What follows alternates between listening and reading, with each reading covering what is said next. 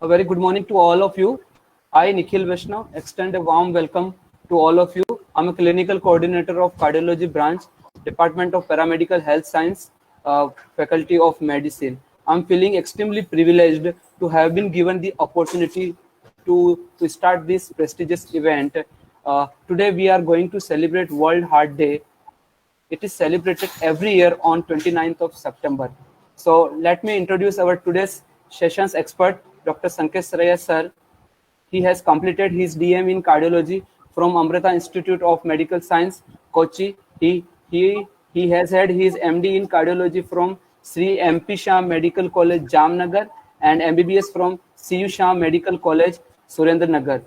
Sir has long-standing expertise in interventional cardiology, and currently Sir is working as a consultant interventional cardiologist at Rhythm Heart Hospital and Parul Sevasram Hospital, Vadodara. Now I am handing over this session to Dr. Sanket Saraiya sir. Sir, you can continue the session.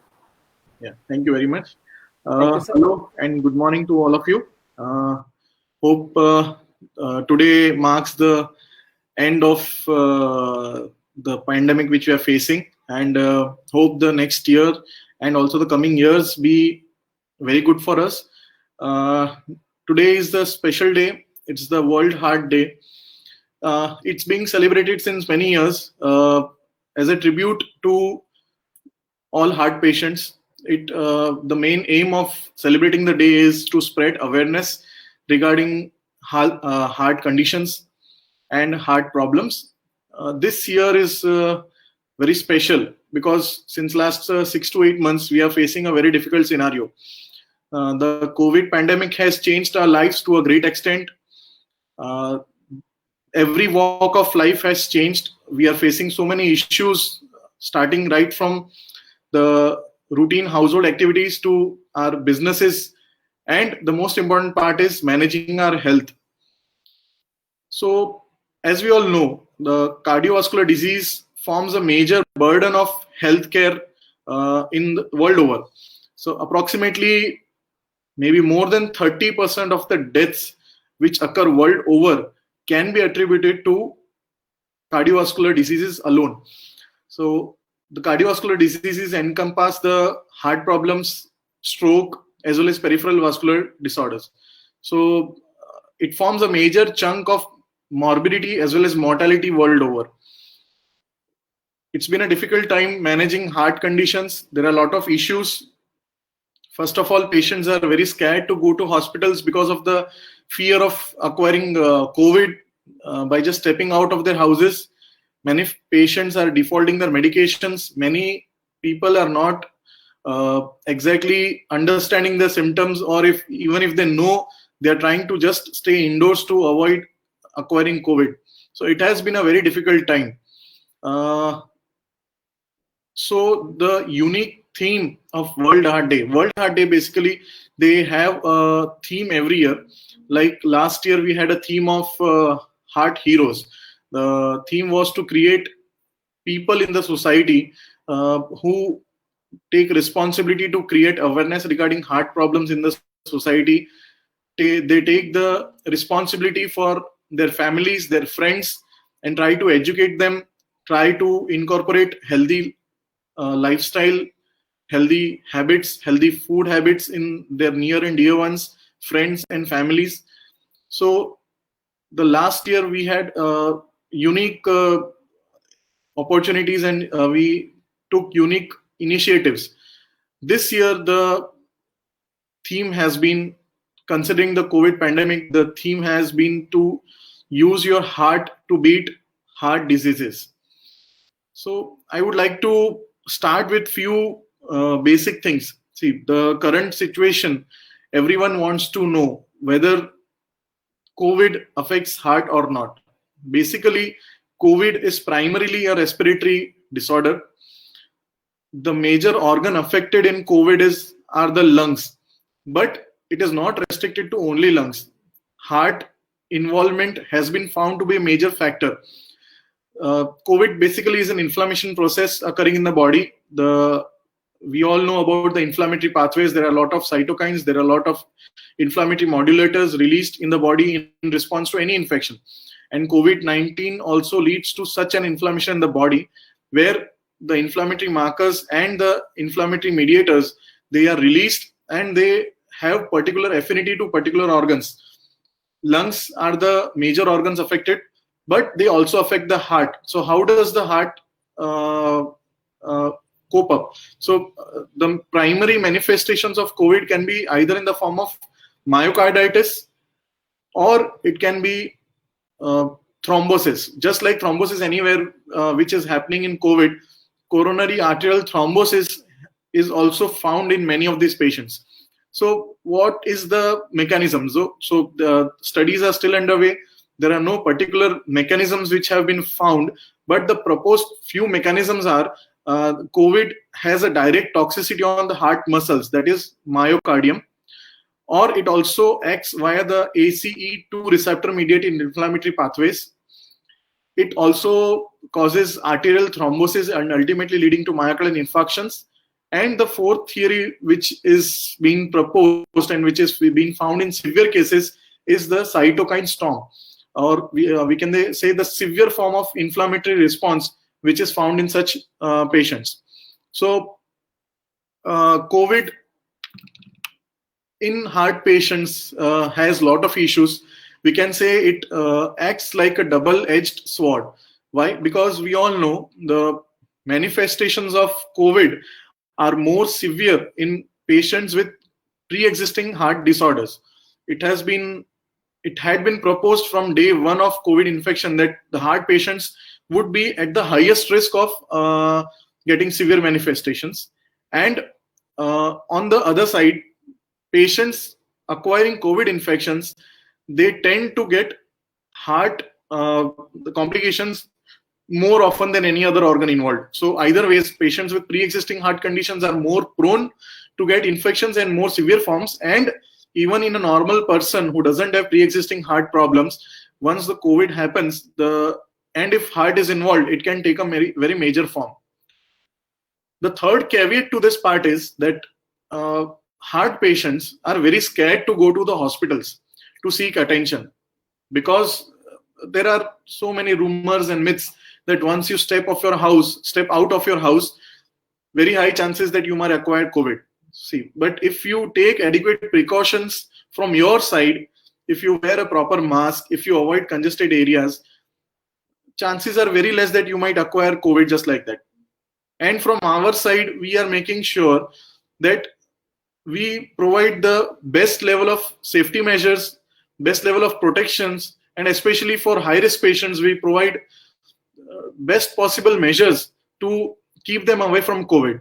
So heart patients should not delay their treatment, should not delay going to the hospitals, should not delay seeking medical attention just because they are scared that by stepping out of their houses, they might acquire COVID infection. So we need to break this myth in order to break the chain of COVID.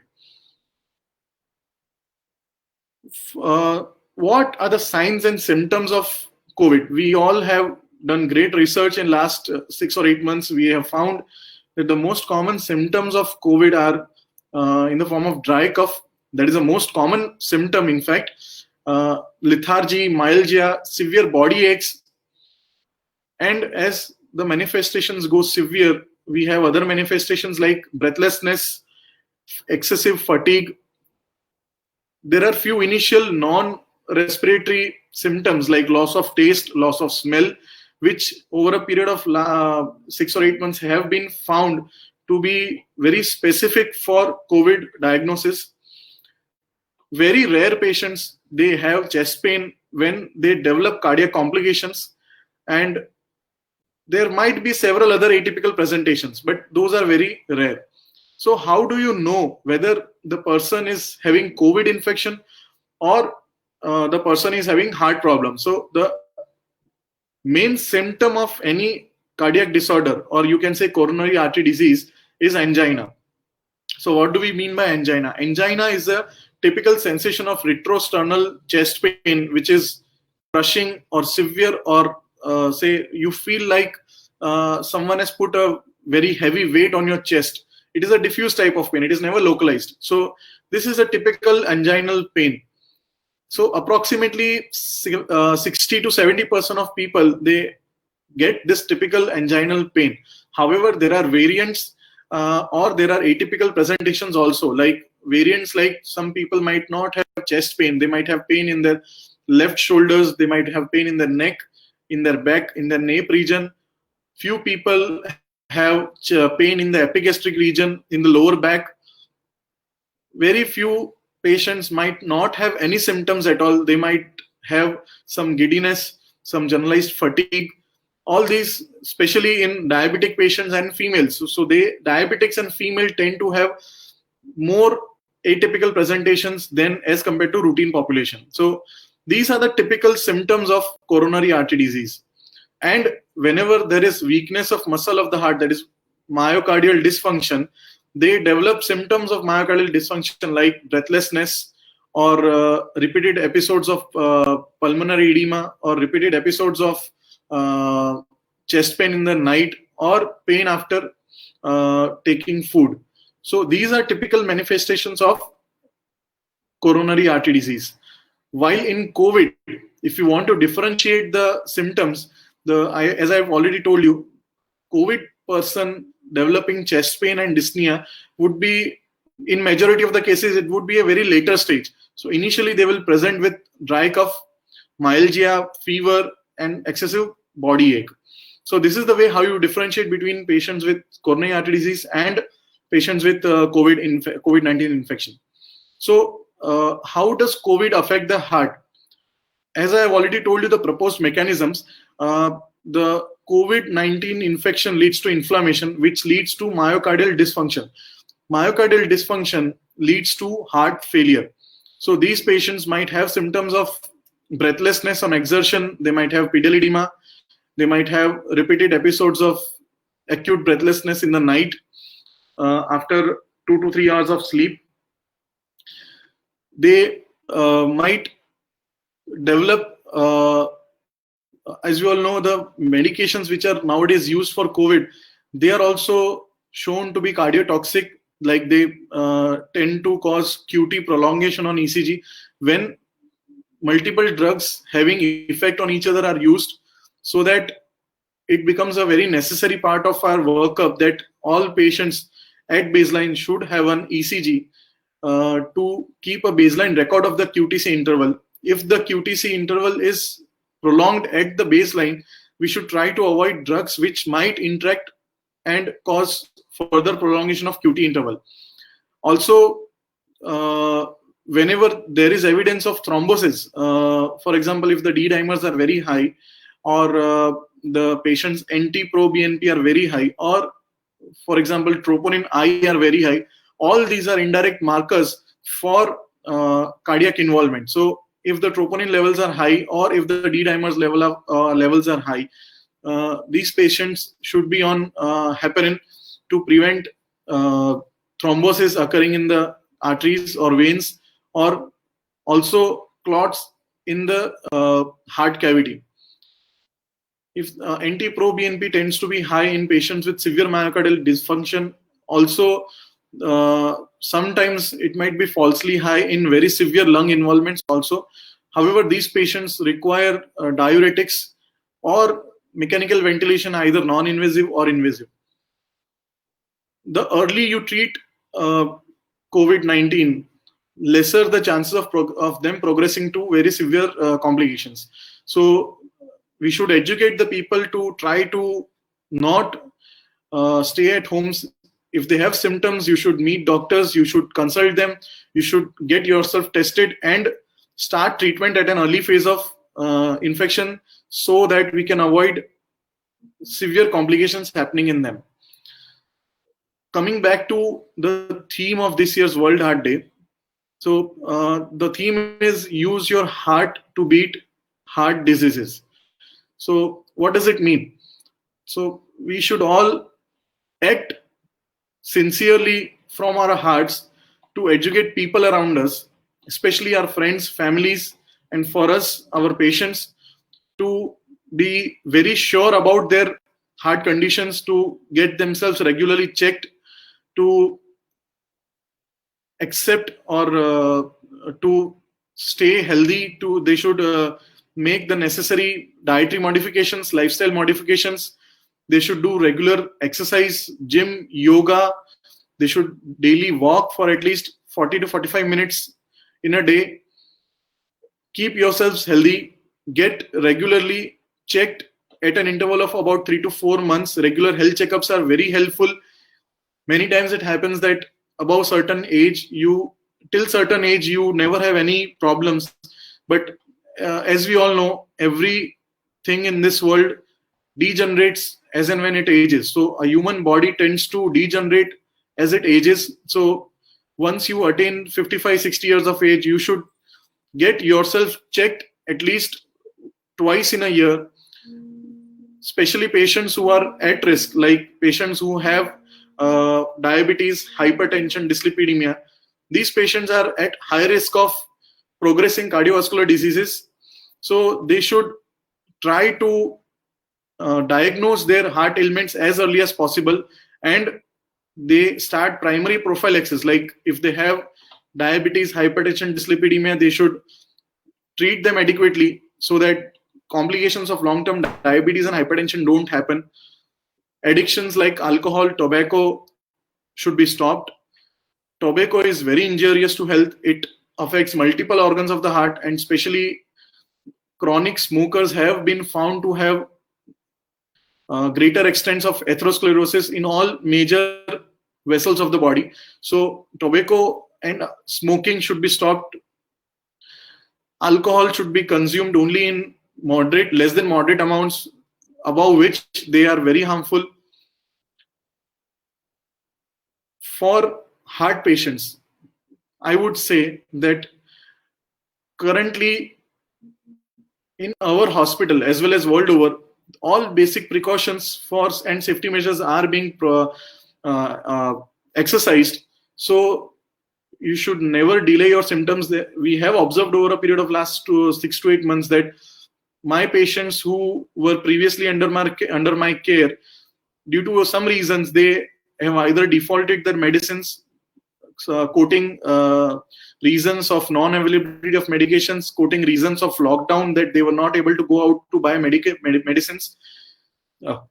They tend to neglect their symptoms for a long period of time, and when there was unlock period, they came back with severe manifestations. Majority of them had heart failure symptoms because of inadequate medications. Many of them presented with recurrent MIs. I had few patients where I had done angioplasties for myocardial infarction 2 to 3 months before this COVID happened, and during lockdown periods they defaulted their medicine, and now they have come with repeated episodes of myocardial infarctions. So it is very important to not default your medicines. Teleconsultation, there is a new era of teleconsultation nowadays. Try to contact your doctor at least on telephones. If the doctor feels that they need to see you personally, they can manage proper time, proper place for you to come and meet them, so that with least possible chances of exposure, you can get the best treatment available. So it is my appeal to everyone. We should continue to be heart heroes for our lives, and we should strive, we should pledge to act fully with our whole hearts to help our friends, families, and patients to try to beat the heart diseases. Thank you very much. If any one of you has any questions, we can discuss and we can clear your doubts. Thank you, sir.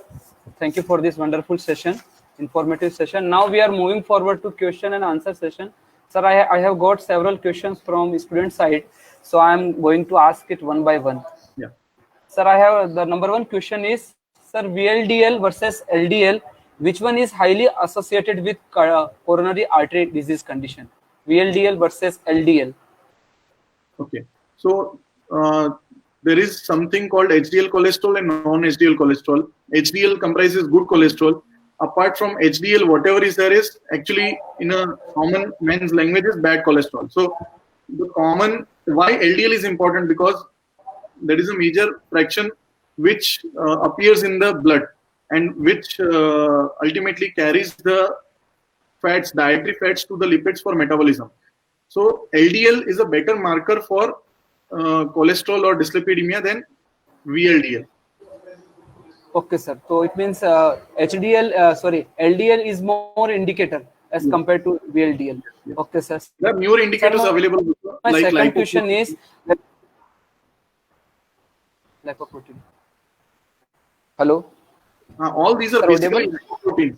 So nowadays, better fractions available are lipoprotein A, ApoB, ApoA, the ratio of these fragments. So there are many better markers available, but since they are little expensive, we still go for LDL and HDL levels in routine in all patients. Okay, sir. Sir, second question is, sir, we have taught some topics like homocysteine, but sir, I want you to elaborate this topic, role of homocysteine, because we taught is very simply homocysteine as a cardiac biomarker for the several disease conditions. Yes. See, homocysteine is not only for cardiomyomarkers, it acts as a prothrombotic material. So it can cause both arterial as well as venous thrombosis. And it is not very specific for heart. So it cannot be 100% associated. There were many studies being done. Hyperhomocysteinemia has been shown to be associated with myocardial infarction, especially in young patients, because basically hyperhomocysteinemia occurs because of genetic deficiency in the metabolism of vitamins pathways. So, the treatment for that is very simple. We just give folic acid or a better form of folate to those patients, and by a simple measure, you can avoid further complications to happen. So, homocysteine levels is definitely an indicator of, is definitely associated with heart disease, especially in young patients. So whether, sir, there are some specific foods by which homocysteine level is increased, or which type of food we should avoid if we are, suppose we are young. Homocysteine doesn't have any direct relation with food, but dry fruits, fresh leafy vegetables, they have been shown to increase the level of homocysteine to a certain extent. But as I told, a simple medicine in the form of folic acid is very helpful in such patients. So, and it is the only proven medication which actually helps in such patients. Okay, sir. Sir, my next question is, sir, whether omega-3 and omega-6, which one is more suitable for our heart health? There are two types of fatty acids had an era where it was a very hyped drug. It was thought to be very helpful. It was acting in the metabolism, but later results were not very convincing. So, but on the other side, it is not a harmful drug. So it doesn't have a very high beneficial effect. But omega-3 fatty acids, the polyunsaturated fatty acids, are helpful to a certain extent. Thank you, sir. Sir, my another question is, sir, I am talking this question in terms of types of personality. Sir, there are several types of personality. Some type of personality is highly ambitious, some is not ambitious. So whether, sir, any type of personality which has higher risk to develop cardiovascular disease condition, is there any association? Yes, type A and type A plus. These are the personalities. Those are so-called very ambitious personalities. Only being ambitious is not a problem. There are various definitions available for type A personality, but basically it has been shown these patients are under a lot of stress. Stress leads to a cycle of imbalance between your vagal and non-vagal pathways. It leads to more of hyperadrenergic states, which can lead to tachycardia. And as we all know, tachycardia is a precursor for decreasing oxygen, increasing oxygen supply and increasing oxygen demand. So, ultimate basic factor responsible is the demand and supply mismatch, which over a long period of time can lead to myocardial dysfunction. So, type A and type A plus personalities have been shown to be associated with myocardial cardiovascular disorders. It is not like everyone having type A personality will have heart problems, but such people definitely need to cool down. They need to do yoga, meditation. They need to come down on their sympathetic drive, which will help them. Okay, sir. Sir, another one is in this pandemic era, those are highly risk to get cardiovascular disease condition. I'm talking about old age person, highly obese or morbid, and you can say abdominal obesity. Those are having. Sir, how they can prevent themselves? Most important part because is, it has death rate. Yes. So currently we don't have any vaccine available. So the only vaccine right now is social distancing, mask, and hand sanitization. So these are the basic simple measures by which you can avoid infection. It is not like COVID is coming to your home, he's searching for you, and he's biting you. It is not like that. Only if you are irresponsible from your side, you have higher chances of acquiring. It is, and on the other side, it is not like heart patients, diabetics, obese patients they have more tendency to get infected. No, anyone can get infected, but these group of patients have higher chances of developing complications. So all of us are at equal risk of acquiring COVID, but this specific group of people are at risk of severe manifestation of COVID. So the first step is to prevent acquiring infection itself. So that is the basic crux. Okay, sir. Sir, another question is from my side. It's not from student side. That whether, sir, in this time now we are watching the television that several our actor and actress now they have caught up with this type of it actually they are not accused right now. But my question is simply whether this type of psychoactive drug, illicit drug, whether they have direct effect on our heart or not, or Yes, our cardiovascular system. See, all tobacco in any form. See, these items might not exactly come under tobacco, but whatever gives you you can say whatever gives you kick basically increases your adrenergic drive. So Highness. Yes, Highness. yes. So in both ways, they have direct toxic actions on myocardium as well as indirect actions in the form of increasing your adrenergic drive, sympathetic drive, which ultimately increases your heart rate. And increased heart rate, there is something called tachycardiomyopathy. Tachycardiomyopathy. Yes, cardiomyopathy means myopathy, that is the dysfunction of the muscle. So cardiomyopathy means dysfunction of heart muscles. See, heart is one organ which continues to work right from your third month of conception. When you are in your mother's womb, in the third month itself, your heart starts to beat, and it continues to work till the last second of your life. It never takes any vacation. Okay, so this is, so you can compare this with a guy who works continuously without a gap. So if that person gets illness, the whole system gets down. So if your heart, due to any reason, becomes ill, your body might not cope up with it. So these substance abuse, they affect heart by increasing your adrenergic drive. So your heart has to work more than your usual. And if it is working more, it might get fatigue also easy. So that leads to tachycardiomyopathy. Means for people who have very high heart rates very regularly, so the heart over a period of time tends to fatigue. So tachycardiomyopathy also happens. Also, these substances have direct toxic effect on the cardiac muscle also. So they tend to decrease the function of the cardiac contractility also. So in general, any addiction is very harmful to the body. So you should avoid any addiction. Yes. Yes, sir. True, sir. True, sir. Sir, my last question is angina versus MI. Actually, it's a very common question, but our several students, Yes. simple angina means chest pain, and MI, there is also chest pain. Yes, so, sir, there is a purpose. Yes, this is a very commonly asked question. I would like to clear this doubt. See, angina is a description of chest pain. Okay. So what is a typical angina? It is a severe crushing retrosternal chest pain which lasts for more than 20 minutes. So if the person has a very severe pain, it is lasting for a prolonged duration, and if it is getting relieved with your sublingual nitrates or any other medications, it is angina pectoris. But if your pain is not getting relieved beyond 20 minutes, or if it is not getting relieved with any other medication, sublingual nitrates, very high chances that it is myocardial infarction. And how do you confirm it? You confirm myocardial infarction by at least two of the three. That is either a typical ECG change, or elevation of cardiac biomarkers in blood, or typical symptoms. Any two of these three confirms myocardial infarction. So all anginas are not myocardial infarctions. Okay.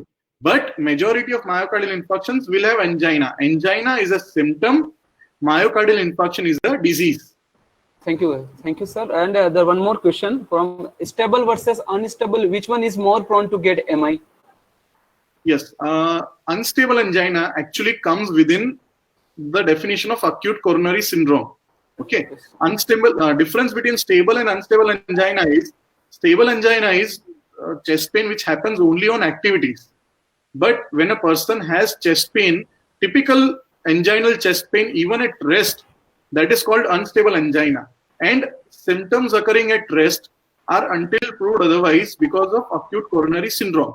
So whenever patient has myocardial infarction, there are two varieties. One variety is in which on ECG you have ST elevation. The other group is where you do not have ST elevation. So people who do not have ST elevation on ECG, they can have either non-ST elevation MI or unstable angina. So unstable angina is condition where you don't have cardiac biomarkers available with you, but person has typical chest pain. So these group of patients are unstable angina. Also, in some people with unstable angina, the person might be having severe typical chest pain at rest, but they might not have elevated biomarkers. Still, these patients should be considered as acute coronary syndrome.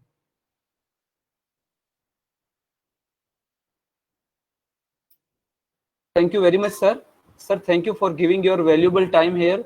It was a knowledgeable session for all of us. Since last year also, sir, you had given a nice lecture on this.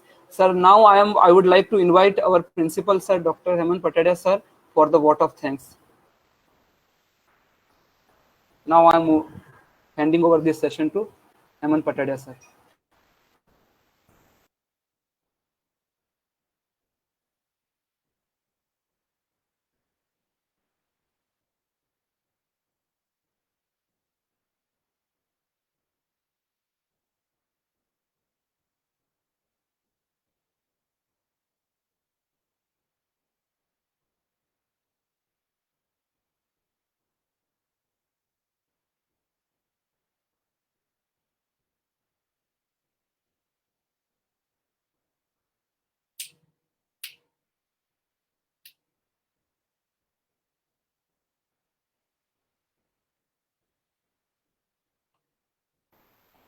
Hello.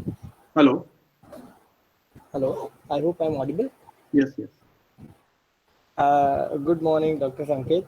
Sir, it has been an absolute pleasure to have you agree to give this today's webinar on this very important and pivotal occasion of World Heart Day 2020. It is the first time that our college is celebrating this day on a virtual platform. I remember last time we had a full auditorium here at the medical college.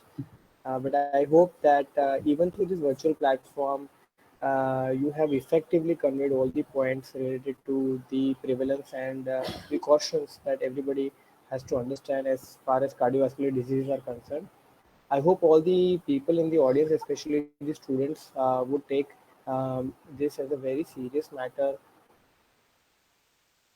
The prevalence of the deaths associated with CVDs being so major issue right now, and especially it increases the threat during the current pandemic times. So this is a message for everybody to play their part, to contribute to themselves, to their families, and to the society to help prevent CVDs and spread more awareness about it, to be vigilant if there are any onset of signs and symptoms.